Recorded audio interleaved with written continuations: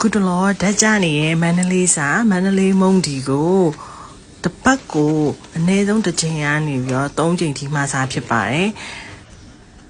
အဲ့ဒါကတော့မန္တလေး Food House ရဲ့မန္တလေးမုံဒီဖြစ်ပါတယ်ရှင်အရန်ကိုမုတ်ဖတ်သားလေးတွေရှာမှပျော်သွားလာအောင်ကောင်းတဲ့မုံဒီမို့လို့တကယ်ကိုယ်တိုင်မှာစားကိုယ်တိုင်ကြိုက်လို့ recommend ပေးတာပါဒါဆိုလို့ရှိရင် Food Panda မှာစားတာပေါ့နော်မူရင်းစည်းက6600လားမသိဘူးအဲ့လောက်တော့ရှိတယ်အဲ့ဒါကိုပိုးကားနဲ့ပါနေဆိုတော့8000လောက်ပေါ့8000ပေးပြီးတော့တစ်ပတ်ကိုတစ်ချိန်ကနေ3ချိန်စားတာပါ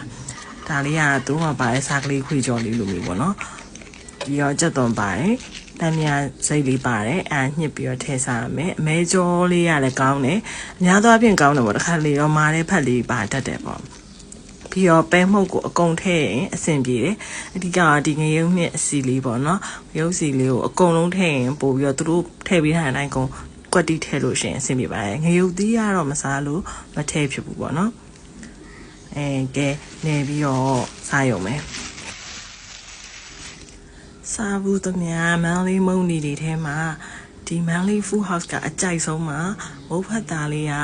ရှာမှာပျော်စင်းသွားလောက်အောင်ကောင်းပါတယ်အမဲကြောလေးနဲ့ကတော့အလိုက်ဆုံးပါပဲတခြားကနေတော့တိတ်တော့လည်းမစားဘူးဒါကတော့အကြိုက်ဆုံးပဲစားချက်ပါအောင်ရှင်